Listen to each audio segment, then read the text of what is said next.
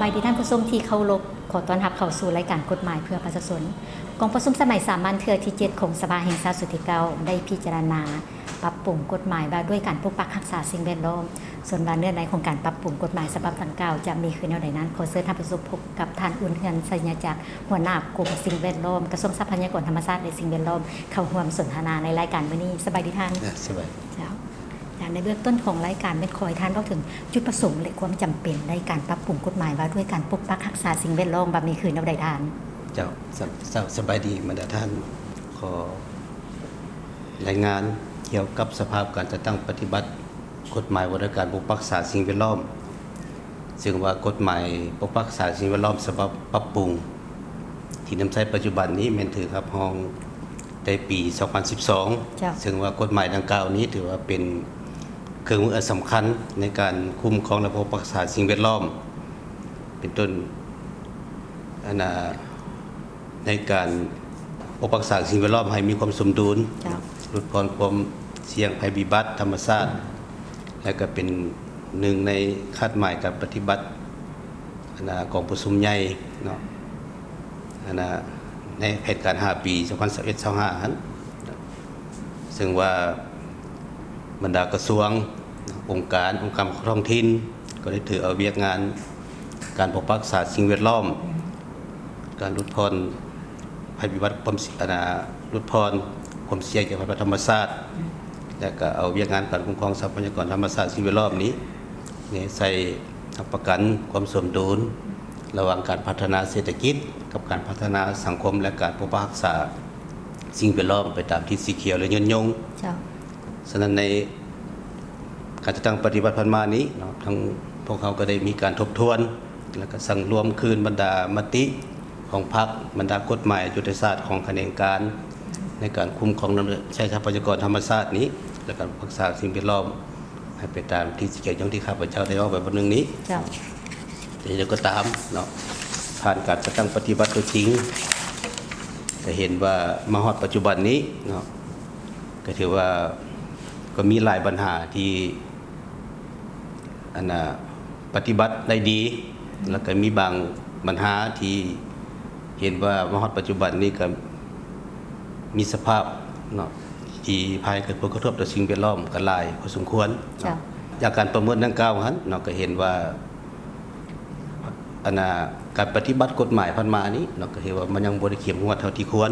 เนาะแล้วก็เห็นว่ากฎหมายฉบับปรับปรุง12 นาทีตั้งปฏิบัติปัจจุบันนี้ก็มีหลายปัญหาเนาะที่ยังบ่สอดคล้องเป็นต้นปัญหาที่พัวพันกับการพัฒนาสังคมแล้วก็ยังมีหลายปัญหาในบางเนื้อในของบางมาตราของกฎหมายปกปักรักษาสิ่งแวดล้อมปรับปรุงปี62นั้นแม่นบ่สอดคล้อง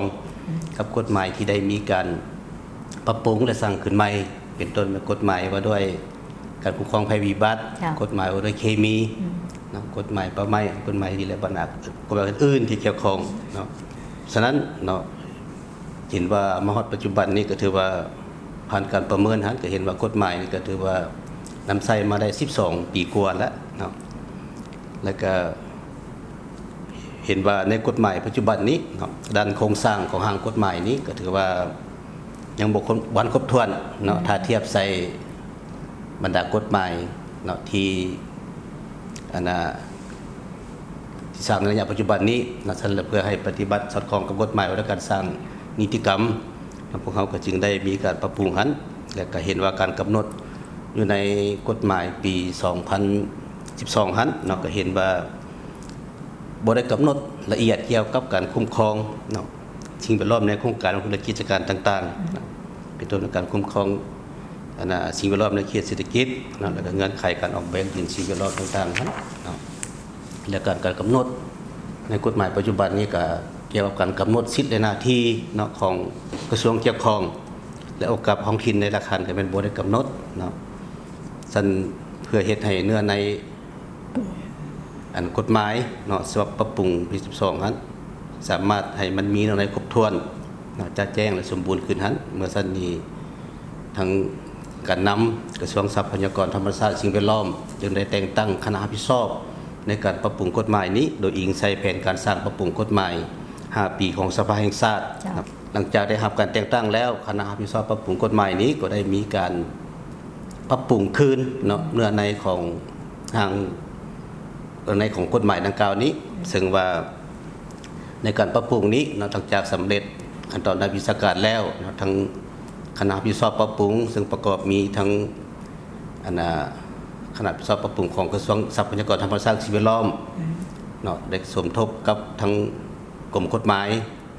ของกระทรวงยุติธรรมกรมนิติกรรมของห้องว่าการสำนักงานนายกรัฐมนตรีและก็กรมกฎหมายของกรรมาธิการกฎหมายและก็กรมทรัพยากรธรรมชาติสิ่งแวดล้อมของกรรมาธิการเศรษฐกิจและอุตสาหกรรมสิ่งแวดล้อมได้ร่วมกันนำเอาหางกฎหมายนี้ลงไปทาบทามเนาะอยู่ขันท้องถิ่นซึ่งการทาบทามนี้พวกเขาก็เฮ็ดเป็น3ภาคอยู่ภาคเหนือภาคกลางและภาคใต้หลังจากการทาบทามแล้วพวกเขาคณะพวกเขาก็ได้มาค้นคว้าปรับปรุงตามคำเห็นของผลการทาบทามนั้นหลังจากนั้นพวกเขาก็ได้รายงานทางการนำกระทรวงทรัพยากรธรรมชาติสิ่งแวดล้อมและก็ได้หลังจากนั้นก็ได้เสนอกวดกาความสอดคล้องด้านกฎหมายจากกระทรวงยุติธรรมแต่ทางกระทรวงยุติธรรมก็ได้มีการกวดกาความสอดคล้องด้านกฎหมายร่วมกับคณะปรับปรุงของกฎหมายดังนั้นก็มีทั้งสำนักงานนายกมีทั้งกรมเจ้าของกรรมาธิการของสภาแห่งชาติและก็คณะรับผิดชอบปรับปรุงของกระทรวงทรัพยากรธรรมชาติสิ่งแวดล้อมนั้นหลังจากกวดกาความสอดคล้องด้านกฎหมายจากกระทรวงยุติธรรมแล้วทางท่านรัฐมนตรีกระทรวงยุติธรรมก็ได้เสนอเขาหาห้องว่าการทำงานรัฐมนตรีเพื่อผ่านกองประชุมรัฐบาลนั่นแหละกองในท้ายในเดือนมังกร2024ครับก็ได้ผ่านกองประชุมสมัยสามัญรัฐบาลซึ่งในกองประชุมรัฐบาลก็ได้มีการประกอบกิจความเห็นของสมาชิกรัฐบาลนั่นแหละก็ทางกองประชุมรัฐบาลก็ได้รับห้องเอาด้านหลักการและก็มอบให้คณะรับผิดชอบนี่ปรับปรุงเนาะหลังจากนั้นทางห้องว่าการสำนักงานนายกรัฐมนตรีก็ได้สมทบกับกรมกฎหมายของกระทรวงยุติธรรมคณะปรับปรุงของกฎหมายของกระทรวงทรัพยากรธรรมชาติสิ่งแวดล้อมปรับปรุงตามคำเห็นของสมาชิกรัฐบาลและจากนั้นทางนายกรัฐมนตรีก็ได้เสนอหาทางคณะประจำสภาแห่งชาติเพื่อพิจารณารับรองเอาตามยุการนั้นหลังจากทั้งท่านนายกรัฐมนตรีได้เสนอหาทางคณะประจำสภาแห่งชาติแล้วทั้งกรรมาธิการกฎหมายของสภาแห่งชาติได้ร่วมกับกรรมาธิการเศรษฐกิจและอุตสาหกรรมกระทรวงยุติธรรมและก็กระทรวงทรัพยากรธรรมชาติสิ่งแวดล้อมจัดกองประชุมกฎการในฮอบด้านของหางกฎหมายสับดังกล่าวหลังจากนั้นทางกรรมาธิการกฎหมายก็ได้เสนอผ่านกองประชุมคณะประจำสภาแห่งชาติและกองประชุมคณะประจำสภาแห่งชาติก็ได้ตกลงให้เอาหางกฎหมายสับดังกล่าวนี้ไปทาบทามขอความเห็นนำสมาชิกสภาแห่งชาติสมาชิกประชาชนขันแข็งและภาคส่วนเกี่ยวข้องหลังจากทั้งกรรมาธิการกฎหมายได้สั่งรวมคำเห็นผลการทาบทามแล้วทั้งคณะผู้สอบปรับปรุงกฎหมายของสภาของเบื้องรัฐบาลก็คือกระทรวงยุติธรรมของการสมนตรีและทางกระทรวงทรัพยากรธรรมชาติสิ่งแวดล้อมนี้ได้ค้นคว้าทุกปัญหาเนาะตามผลการทาบทามนั้นโดยได้เฮ็ดเป็นตารางให้เหตุผลว่าอันใดเห็นดีรักษาและคือเก่าอันใดเห็นดีตามการปรับปรุงเห็นดีตามความเห็นเนาะที่ก็ได้ปรับปรุงตามนั้นหลังจากนั้นก็ได้มีการเอาเข้าผ่านในกองประชุมยกสูงระดับของสภาแห่งชาตินั้นในการปรับปรุงกฎหมายชุดนี้เนาะพวกเขาได้ตัดออกจาก10กว่ามาตรา11มาตราเหตุผลในการตัดออกนี้กันเพื่อให้มันสอดคล้องกับกฎหมายเนาะที่เกี่ยวข้องที่ได้ประกาศใช้หรือมีการปรับปรุงในปัจจุบันนี้เนาะและก็ในกฎหมายฉบับปรับปรุงนี้พวกเขาก็แม่นทักษะในก็ไว้อยู่6มาตราในก็ได้ปรับปรุงอยู่61มาตราได้เพิ่มเข้าใหม่อยู่36มาตราเนาะทั้งหมดก็ถือว่ามีอยู่3มาตราเนาะทั้งหมดมันซึ่งวันนี้อันนี้ก็ถือว่าถ้าเทียบใส่กฎหมายปี2012นั้น แล้วก็มีอยู่13ภาค7หมวด99มาตราแต่กฎหมายที่พวกเขาปรับปรุงใหม่นี้เนาะถือว่าทั้งหมดมีอยู่103มาตราเนาะและ3มาตรานี้ก็ถือว่ามีอยู่9หมวดมีก็ละ3มาตราเนาะผลที่ได้รับจากการปรับปรุงกฎหมายว่าด้วยการปกปักษาสิ่งแวดล้อมนี้เนาะเดี๋ยวจะเป็นเครื่องมืออันสำคัญเนาะเพื่อเป็นบทอีกหนึ่งในการคุ้มครองรัฐคุ้มครองสังคมด้วยทั้งหมดและกฎหมายนี้โดยเฉพาะในเรื่องงานคุ้มครองสิ่งแวดล้อมนี้ถือว่าจะรับประกันในการพัฒนาให้ไปตามทิศสีเขียวและยืนยงเนาะการป้องกันและควบคุมมลพิษการควบคุมและจำกัดปัญหาสารเคมีเป็นพิษสิ่งเสียเรือรวมทั้งการป้องกันลดผ่อนและการรับมือกันเปลี่ยนแปลงดินฟ้าอากาศอันนั้นเป็นคาดคดีผลจะได้รับจากการปรับปรุงในปัญหาที่1ในปัญหาอันที่2นี้เป็นผลจะได้รับคาดคดีว่าจะกลไกการคุ้มครองการปกปักษาการบูรณะฟื้นฟูการกวดกาสิ่งแวดล้อมจะเป็นระบบและจะแจ้งกว่าเก่าโดยเฉพาะการแบ่งขั้นคุ้มครองในเรื่องงานคุ้มครองสิ่งแวดล้อมระหว่างคะแนนการขั้นศูนย์กลางคือหมายความว่าบรรดากระทรวงเกี่ยวข้องในเรื่องงานของสิ่งแวดล้อมนี้กับคะแนนการขั้นท้องถิ่นก็คือองค์การท้องถิ่นไม่จะแจ้งกว่าเก่าที่คาดคะเนอันที่3ที่จะได้นี้แต่ว่ามันจะเป็นการเพิ่มทวีเนาะการส่งเสริมปลูกจิตสำนึกและการมีส่วนร่วมของมวลชนในเรื่องงานปกปักษาทรัพยากรธรรมชาติสิ่งแวดล้อมนอกจากนี้ในกฎหมายนี้ก็จะมีกระบวนการเกี่ยวกับการออกใบยืนสิ่งแวดล้อมและการอนุญาตการปล่อยควบคุมมลพิษนี้รวมทั้งเป็นการปฏิเสธการโจะหรือการถอนใบอนุญาตสิ่งแวดล้อมให้กลุ่มเก่าๆซึ่งว่าในปัญหาดังกล่าวนี้ก็ถือว่ากำหนดได้กำหนดมาหมวดเป็นหมวดเฉพาะเกี่ยวกับการคุ้มครองสิ่งแวดล้อมในกิจการลงทุนกิจการต่างๆและหมวดเกี่ยวกับการคุ้มครองสิ่งแวดล้อมในเขตเศรษฐกิจซึ่งเขตเศรษฐกิจนี้ก็ประกอบมีเขตเศรษฐกิจพิเศษและเขตเศรษฐกิจเฉพาะซึ่งว่าการคุ้มครองมันจะมีอันคือกันแหละมีความอันแตกต่างกันเฉพาะซึ่งว่าพวกเขาจะได้พันขยายเป็นนิติกรรมใต้กฎหมายหลังจากกฎหมายฉบับนี้ถือครับพ้องเนาะแล้วก็คาดคะเนที่จะพบนี้มีกลไกการคุ้มครองสิ่งแวดล้อมนี่มันจะเหตุให้ได้ดีแล้วก็แก้ไขปัญหาเหตุฉุกเฉินต่างๆและก็ในพิเศษอยู่ในทางกฎหมายของศาลฉบับนี้ก็ได้กำหนดสิทธิ์ให้ทั้งคะแนนการทรัพยากรธรรมชาติสิ่งแวดล้อมนี้มีสิทธิ์สั่งโจะกิจการลงทุนและกิจการที่สร้างผลกระทบให้แหงต่อสิ่งแวดล้อมและก็ความเดียวกันได้กำหนดมาตรการให้มีการฟื้นฟูถ้าว่าหากมีการฟื้นฟูได้ก็เป็นให้สืบต่อในกรณีที่หากเห็นว่าบ่สามารถฟื้นฟูได้จะมีสิทธิ์เสนอให้ทั้งคะแนนการคุ้มครองการลงทุนให้เป็นผู้พิจารณายกเลิกกิจการอันนี้ก็ถือว่ามีการละเมิดมีผลกระทบให้แฮงแม่นมีผลกระทบให้แฮงจากการดำเนินนั้นถ้าคือพวกเขาพูดแล้วว่าทุกโครงการพัฒนาล้วนมีผลกระทบแต่ว่าการเราได้กำหนดมาตรการป้องกันว่าแก้ผลกระทบให้ผลกระทบน้อยที่สุดเพราะมันหลีกเลี่ยงบ่ได้แล้วผลกระทบมันต้องมีว่าซั่นแต่ให้มีน้อยที่สุดในกรณีดำเนินกิจการไปแล้วหากมันมีผลกระทบให้แฮงเนาะในกรณีดังกล่าวนี้เป็นตรงนี้มีการทักท้วงแล้วจะมีการเสนอให้โจะจากการและกำหนดมาตรการในฟื้นฟูเนาะฉะนั้นจิตใจคาดคันทางการปรับปรุงกฎหมายส่วนนี้ก็ถือว่าหลังจากออกแล้วก็จะถือว่าจะแก้ปัญหาได้หลายโดยเฉพาะขอดประสานงานระหว่างหรือการแบ่งความรับผิดชอบระหว่างศูนย์กลางท้องถิ่นเนาะแล้วก็สิทธิให้กับของท้องถิ่นเนาะอย่างไรก็ตามหลังจากกฎหมายออกแล้วพวกเขาก็ต้องได้มีการค้นคว้าปรับปรุงและสร้างนิติกรรมใต้กฎหมายดังกล่าวนี้เนาะซึ่งว่านับแต่กฎหมายฉบับทะเบียนมันปี1999แล้วก็ปรับปรุงปี2012เนาะครั้งนี้เป็นครั้งที่3ครั้งนี้เป็นปรับปรุงครั้งที่2ครั้งที่2เป็นครั้งที่2ถ้าไปเทียบกันครั้งที่2ครั้งที่1เลยเป็นปี99เป็นฉบับทะเบียนของกฎหมายความสะอาดสิ่งแวดล้อมที่พร้อมแล้วก็ปรับปรุงปี12แล้วก็ปีนี้24นี้ถือว่าเป็นปรับปรุงครั้งที่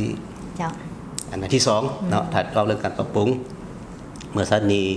ยังไงก็ตามถ้าว่ากฎหมายเขาออกเขาแรกก็ต้องมีการพิมพ์เผยแพร่โฆษณาเนาะให้ทุกภาคส่วนเนาะทั้งการสุขท้องถิ่นได้เข้าใจแล้วก็พร้อมกันจะตั้งปฏิบัติเนาะและก็ความเดียวกันนั้นก็ต้องได้เล็งเนาะสร้างนิติกรรมใต้กฎหมายแล้วอันนี้ก็ถือเป็นเวียกที่พวกเขาจะได้สืบต่อ จ้ะเพื่อให้สอดคล้องกับสภาพความเป็นจริงที่ว่าเกิดขึ้นในปัจจุบันจำเป็นต้องมีการปรับปรุงกฎหมายฉบับดังกล่าวซึ่งกฎหมายฉบับดังกล่าวมันเริ่มมาแต่ปี 1999 ปรับปรุงครั้งทำอิฐเป็น 2012 ครับ อัน แม่ นี้เป็น จ้ะ ปรับปรุงครั้งที่สอง จ้ะ เจ้า จ้ะ เจ้าและอนาอยากรู้ว่ากิจกรรมที่ว่าเกี่ยวข้องกับการปกปักรักษาสิ่งแวดล้อมนี่แม่นทางอันบรรทานได้มีการสุกยู่ส่งเสริมกิจการดังกล่าวขึ้นแล้วใดคะ โดยปฏิบัติตามกฎหมายปกปักษาสิ่งแวดล้อมฉบับปี 2012นั้น จ้ะ ทั้งเรื่องแขนงการทรัพยากรธรรมชาติสิ่งแวดล้อมขั้นศูนย์กลางขั้นแข่งขั้นเมืองก็แม่นได้ปฏิบัติตามกฎหมายปกปักษาสิ่งแวดล้อมนั้นในบรรดากิจกรรมต่างๆ เป็นต้นอย่างงานการสร้างยุทธศาสตร์สร้างนโยบายสร้างแผนงานต่างๆเนาะก็เพื่อเฮ็ดให้การ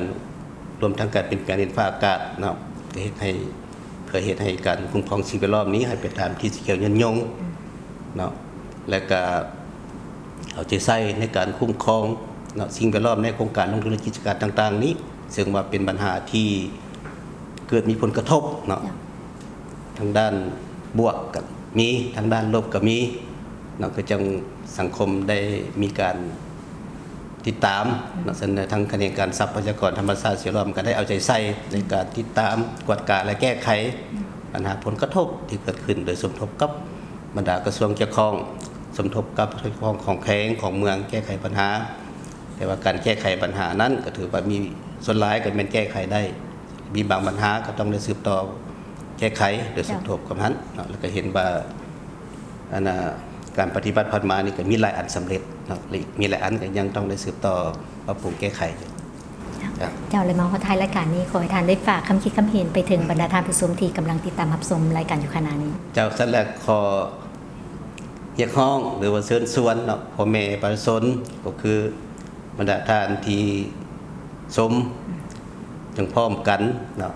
หรือว่าความแห้งความใจกันในการคุ้มครองและนำใช้ทรัพยากรธรรมชาติสิ่งแวดล้อมให้มีทิศไปตามที่สีเขียวยืนยงพอเวียกงานดังกล่าวนี้เป็นเรียกห้องให้ทุกภาคส่วนในสังคมเนาะมีส่วนร่วมในการคุ้มครองปกปักษาสิ่งแวดล้อมและก็หวังว่ากฎหมายที่ถูกห้องแล้วประกาศใช้แล้วเห็นพวกเขาก็ต้องได้ปฏิบัติอย่างเข้มงวดเพราะกฎหมายมันก็แม่นพันธุ์ขยายมาจากแนวทางของพรรคในการคุ้มครองรัฐของสังคมก็เป็นโดยธรรมกฎหมายถ้าเราปฏิบัติได้ดีก็มันก็ส่งเห็นถึงการปฏิบัติแนวทางของพรรคอย่างเข้มงวดและการพันธุ์ขยายปฏิบัตินโยบายของรัฐบาลนะครับพระเจ้าขอเรียกร้องเราให้บรรดาผู้ชมนี่แหละจงพร้อมกันปฏิบัติอย่างเข้มงวดแล้วก็ให้มีส่วนร่วมในการคุ้มครองปกปักษาสิ่งแวดล้อมนี่นะขอบใจ ท่านผู้ชมที่ผ่านไปนั่นก็เป็นการสนทนาเกี่ยวกับการปรับปรุงกฎหมายว่าด้วยการปกปักรักษาสิ่งแวดล้อมเบ้าที่ว่ามีความจำเป็นและสำคัญหลายในปัจจุบันนี้ถือโอกาสนี้ต่างหน้าให้รายการกฎหมายเพื่อประชาชนต้องขอบใจน้ำทันบุญเฮือนสัญญาจักรที่ให้เกียรติเข้าร่วมสนทนาในรายการเจ้ามาฮอดนี้พวกเราทีมงานรายการกฎหมายเพื่อประชาชนต้องขอลาท่านผู้ชมไปก่อนสบายดี จะ สภาแห่งชาติเพื่อเราพัฒนาปกปักสร้างสรรค์ศาสตร์ลาวให้มันยืนนานสภาแห่งชาติสภาของประชาชนโดยประชาชนเพื่อประชาชนสิทธิและหน้าที่เกิดไว้ในใจของตนผู้แทนทุกคนประกันด้วยเกียรติศักดิ์ศรี